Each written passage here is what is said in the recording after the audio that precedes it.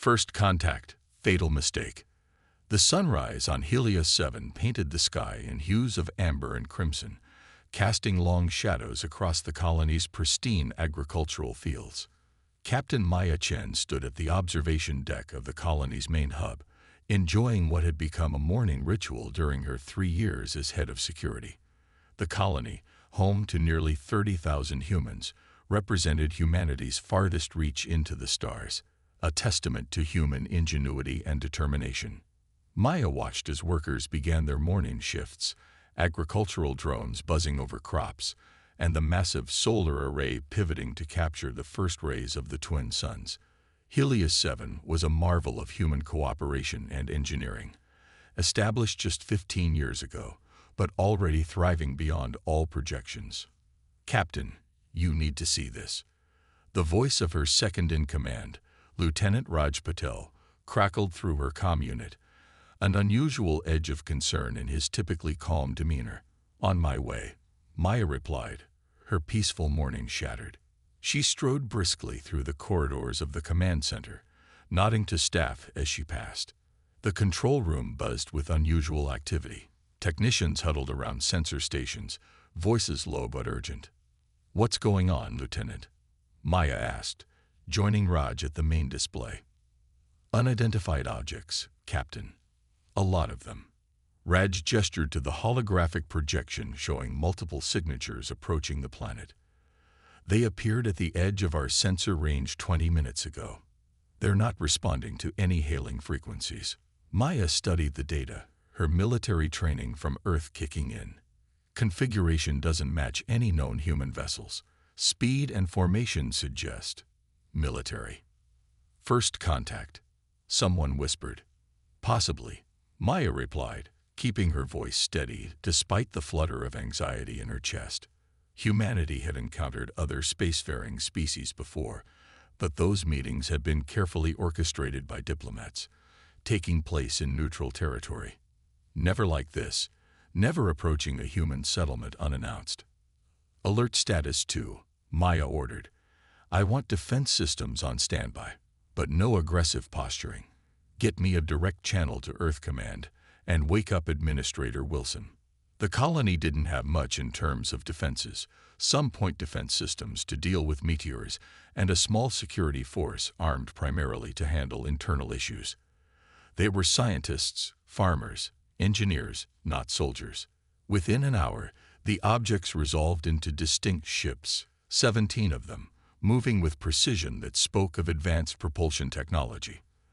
The largest was roughly the size of Earth's biggest carrier, with unusual protrusions that Maya's military instinct identified as weapons ports.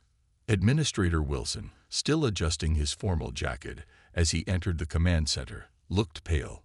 "Have they communicated yet?" "Nothing," Maya replied. "Earth Command acknowledges our situation, but the nearest military vessel is 3 weeks away at maximum speed." The atmosphere in the control room grew tenser as the alien fleet entered orbit around Helios 7, taking positions that effectively surrounded the planet. "They're hailing us," the communications officer announced suddenly. "Put it through," Wilson said, straightening his posture. The main screen flickered to life, revealing a being unlike any the humans had encountered before. Gray-skinned with multiple eye stalks and a breathing apparatus covering what might be a mouth, the alien regarded them with unblinking attention. "I am Speaker Vaxcare of the Krex Dominion." The translation software interpreted with only a slight delay. "This world holds resources claimed by the Dominion. Your presence is unauthorized." Administrator Wilson stepped forward, diplomatic training evident in his measured response. "I am Administrator Thomas Wilson of the Helios 7 human colony. We were unaware of any prior claims to this system. We welcome dialogue and the opportunity to establish peaceful relations with the Krex Dominion." The alien's eye stalks twitched. "Your ignorance of our claim does not invalidate it. The Dominion requires immediate access to extraction sites in your northern continent. Prepare to receive our harvesting teams." Maya tensed. This wasn't a request for negotiation. It was a demand. Wilson continued valiantly. "Speaker Vaxcare, We're happy to discuss resource-sharing agreements, but we'd need time to establish proper protocols and communicate with our government. Perhaps we could arrange a meeting to discuss terms that would benefit both our peoples." There was a pause, and the alien's posture shifted subtly. "Your cooperation is not required, merely optimal. You have one planetary rotation to evacuate the northern extraction zone.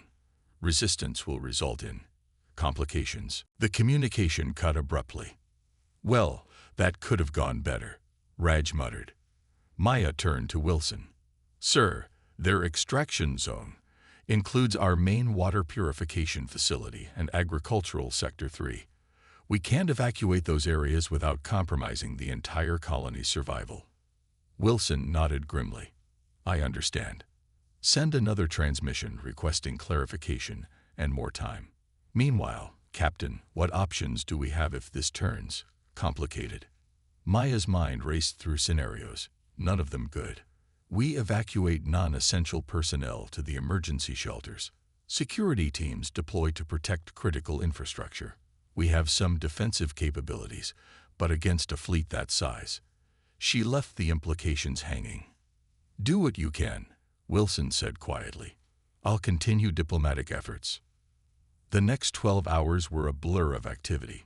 Maya organized for a small security force of just 80 trained personnel, supplemented by volunteers with military backgrounds. They positioned their limited defensive assets strategically, focusing on protecting the colony's core systems rather than attempting to defend the entire settlement. Maya sent encrypted messages to Earth with comprehensive data on the Krex ships, knowing help was too far away to matter in the immediate crisis, but determined to ensure Earth understood what they were facing. The Krex didn't wait the full rotation they had promised. Just after local midnight, when many colonists had finally fallen into uneasy sleep in the shelters, the first Krex landing craft descended toward the northern continent. Maya watched from the command center, hoping against hope that the aliens would simply begin their extraction without confrontation. That hope died when the first energy beam lanced down from one of the orbiting ships, striking precisely at the colony's main communication array. Secondary explosions followed as power systems overloaded. "They're targeting our infrastructure," Raj shouted over the sudden cacophony of alarms. More beams followed, striking the spaceport, defense installations, and power generation facilities with surgical precision. The Krex weren't just securing their extraction zone, they were methodically crippling the entire colony. "Implement contingency delta," Maya ordered, her voice steady despite the chaos erupting around her. Years of training took over, pushing aside fear and shock. All security teams to designated positions. Medical teams activate emergency protocols. Wilson stared at the tactical display, horror evident on his face as reports of casualties began flowing in. They didn't even warn us." "They never intended negotiation, sir," Maya replied grimly, checking her sidearm. "They were just assessing our capabilities while positioning their forces." The attack continued for 23 minutes, devastating but precise. The Krex weren't trying to destroy the colony entirely. They were neutralizing resistance and critical systems while preserving the resources they wanted. When landing craft began touching down near the water purification facility, Maya knew the next phase had begun. "They're deploying ground forces. Raj, you have command center duty. I'm heading to the north defensive line." The fighting on the ground was brutal and one-sided. The Krex soldiers wore powered armor that made them nearly impervious to the colonists' small arms. They moved with coordinated precision, securing facilities and eliminating resistance without hesitation. Maya led a desperate defense from the water facility's perimeter, her security teams using their knowledge of the terrain to slow the Krex advance, but they were hopelessly outgunned. One by one, her security officers fell to enemy fire. Retreating through maintenance tunnels with the survivors, Maya made a discovery that would change everything. A wounded Krex soldier, separated from its unit, collapsed near their position. In the brief skirmish that followed, Maya noticed something crucial. When her team's fire struck a particular junction in the alien's armor, The entire suit temporarily malfunctioned. "Fall back to Point Charlie," she ordered after securing the alien's body. "And bring that armor. We need to study it." By dawn, the situation was dire. The colony had lost nearly all major infrastructure. Hundreds were dead or wounded, with thousands more huddled in emergency shelters. The Kreks controlled the northern continent and had established extraction operations with terrifying efficiency. In a makeshift command post established in an abandoned mining tunnel, Maya gathered what remained of her security force and the colony's leadership. "The Kreks miscalculated," she told the grim faces around her. "They thought we'd surrender completely once they demonstrated their superiority. They don't understand humans." "Captain, with respect, what can we possibly do against their technology?" one of her officers asked. Maya gestured to the partially disassembled Krek's armor. Engineer Torres discovered their weakness. Their armor and weapons systems rely on a neural interface that's vulnerable to specific electromagnetic frequencies. "We can't match their firepower, but we can disrupt their systems." Administrator Wilson, his face streaked with dirt and dried blood from a head wound, nodded slowly. "Guerrilla tactics." "Exactly," Maya confirmed.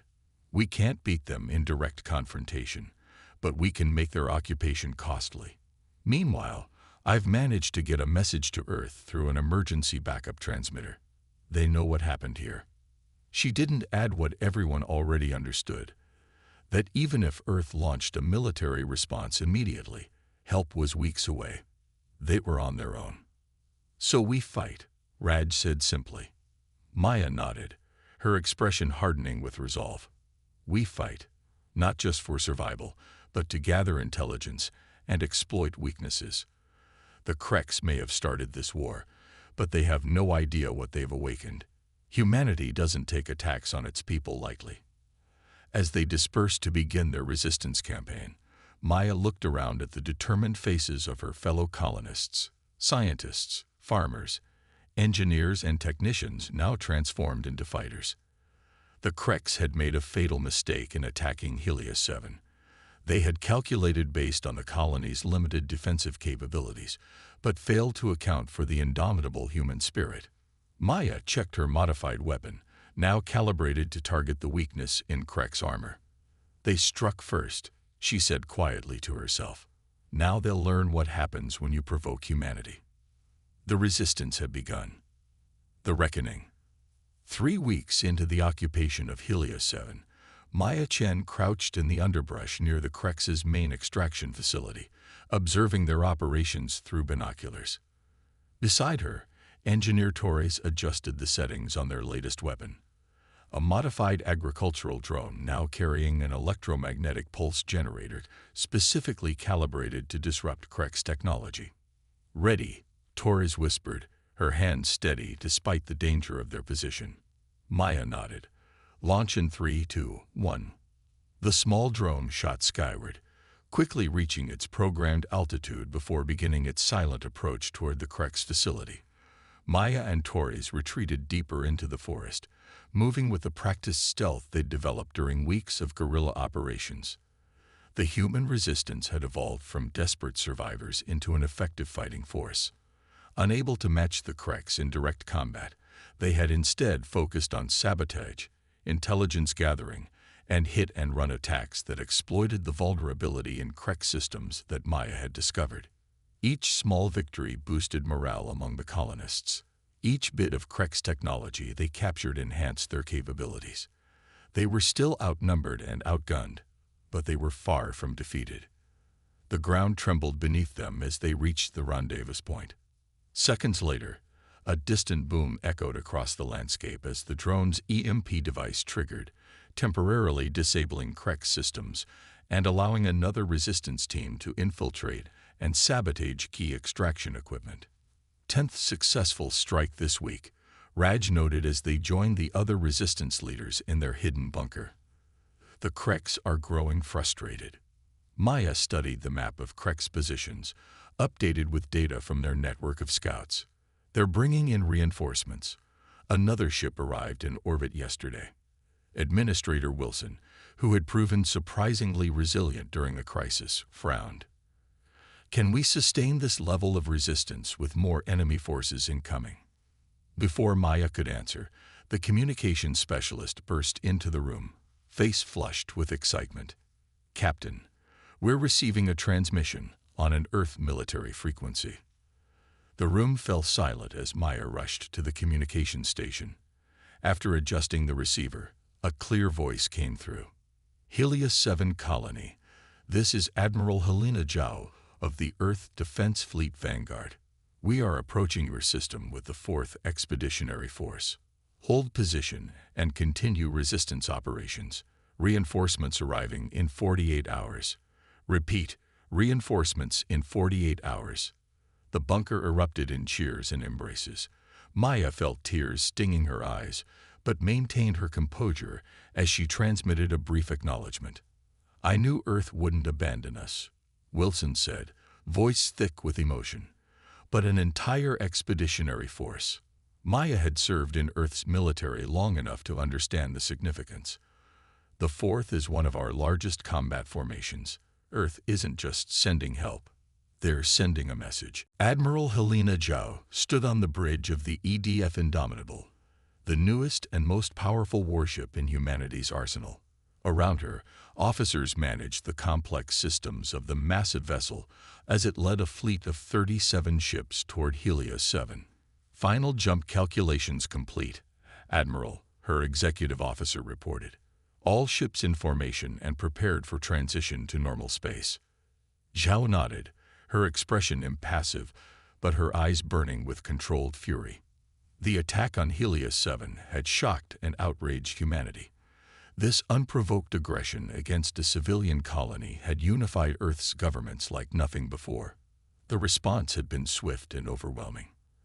The 4th Expeditionary Force, originally scheduled for deployment to 3 different systems, was immediately consolidated and reinforced with Earth's most advanced ships.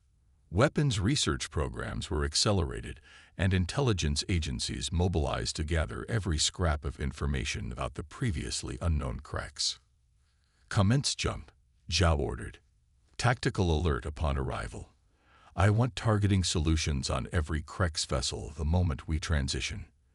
The massive fleet disappeared into the rippling distortion of hyperspace, re-emerging moments later in the Helios 7 system, already in perfect battle formation. On the bridge of the Krex command ship, Speaker Vaxcare received the alert with disbelief. The sensors showed multiple vessels, far more than should have been possible given the known technological capabilities of humans. Impossible, he chittered to his subordinates. Their nearest military forces were weeks away at their maximum speed. The tactical officer's eye stalks quivered with anxiety. The human vessels appear to have capabilities beyond our intelligence estimates. They are deploying in attack formation and activating weapon systems. Vaxcare had underestimated these humans once, dismissing the colony's initial resistance as futile desperation. He would not make that mistake again. Launch all fighters. Prepare for combat. The Krex fleet moved to engage, their formation precise and their technology formidable. Under normal circumstances, they would have been confident in their superiority. These were not normal circumstances. The human fleet opened fire first, advanced railgun batteries accelerating projectiles to relativistic speeds that the Krex point defense systems couldn't track effectively. 3 smaller Krex vessels were crippled in the opening salvo before they could even return fire. Direct hit on their flagship's propulsion system, reported the weapons officer on the Indomitable. They're maneuvering defensively now. Admiral Zhao nodded coolly. Commence Phase 2. Deploy strike craft and prepare boarding teams. Hundreds of smaller vessels erupted from the human capital ships, fighters, bombers, and troop transports, all moving with coordinated precision toward specific targets. On the planet below, Maya and her resistance fighters watched the battle unfold through telescopes and satellite feeds they'd managed to restore. Streaks of light and silent explosions in orbit told the story of humanity's response. We need to coordinate with the fleet, Maya decided. Raj, get our remaining drones in the air. Target Krek's ground-to-orbit weapons. Torres, activate the disruptors at all major Krek's positions. We'll hit them from below while the fleet hits from above. The colonists moved with renewed energy, no longer fighting just to survive, but to actively reclaim their home. In orbit, the battle had become a chaotic melee. The Kreks fought with discipline and advanced weaponry, but the human forces had the advantage of surprise, superior numbers, and a cold rage that fueled their determination. Admiral Zhao watched the tactical display as human boarding parties breached the damaged Kreks vessels, securing them for later study. Intelligence on the enemy was as valuable as victory itself. "Admiral," her communications officer called out, "we're receiving coordinated targeting data from the surface. The colony resistance is painting Krek's defensive positions for us." Zhao allowed herself a small smile. "Coordinate fire support with ground forces. Tell Captain Chen we're beginning landing operations in her sector." The tide had turned decisively. With their orbital support neutralized and facing attacks from both the human fleet above and the resistance below, the Krek's ground forces found themselves in an untenable position. Maya led her team toward the colony's central hub, now serving as the Krek's headquarters. Around them, Earth Marines deployed from dropships, their advanced combat exoskeletons giving them the edge in direct confrontation with Krek soldiers. "This way," Maya directed, leading the mixed force of colonists and Marines through maintenance tunnels that the Kreks didn't know existed. "Their command center is through here." The final assault was brief but intense. The Kreks fought to the last, their discipline never wavering even as their position became hopeless. Speaker Vaxcare, trapped in the colony's operations center, activated a self-destruct device rather than face capture. As the sun set on Helios 7, Maya stood amid the ruins of the colony's main plaza, watching Earth Marines and medical teams moving efficiently through the area. The battle was over. The colony was reclaimed, but the cost had been devastating. Admiral Zhao found her there, surveying the destruction. "Captain Chen," the admiral acknowledged, her formal tone belied by the respect in her eyes. "Your resistance bought us the time and intelligence we needed. Earth owes you and your people a debt." Maya looked at the admiral, taking in the pristine uniform that contrasted sharply with her own tattered clothing. "What happens now?" "Now," Zhao's expression hardened. "Now we rebuild this colony stronger than before, and we ensure the Kreks understand that attacking humanity carries consequences." In the days that followed, Maya learned the full extent of Earth's response. The Kreks had attacked believing humans were a technologically inferior species that could be easily dominated. They had not understood that humanity's apparent technological limitations were a matter of choice rather than capability. The attack on Helios 7 had changed everything. Weapons and ship designs previously considered too aggressive for peaceful exploration were now being deployed throughout human space. The United Earth Defense Force was being expanded and reinforced. More significantly, diplomatic envoys were dispatched to every known spacefaring species, carrying evidence of the unprovoked Kreks attack and humanity's response. The message was clear. Humanity wished for peace but was prepared for war. 1 month after the liberation of Helios 7, Maya stood once again at her favorite observation point, watching the sunrise. The view was different now. Construction equipment dotted the landscape, and parts of the colony still lay in ruins. But the agricultural domes were functioning again, and prefabricated buildings had restored basic services. Raj joined her, handing over a steaming cup of coffee.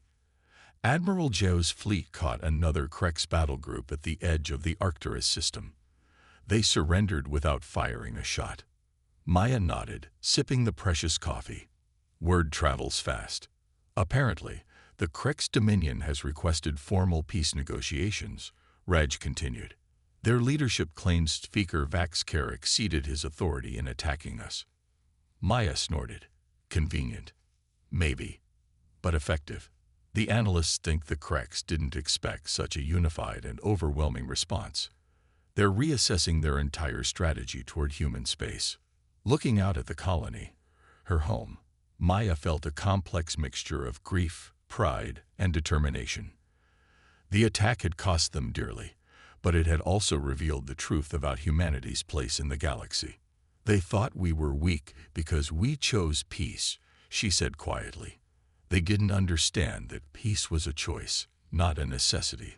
The Kreks had struck first, assuming that the quiet human colony represented the limits of humanity's capabilities. Their fatal mistake had been failing to recognize that humans' greatest strength wasn't their technology or their weapons, but their indomitable spirit and their fierce protection of their own. The sunrise completed its arc, bathing the colony in golden light. Maya finished her coffee and straightened her shoulders. There was still much work to be done, a colony to rebuild, and a future to secure. The Kreks had learned their lesson. Humanity wasn't just another species to be conquered. It was a force that, once provoked, would bring the firestorm.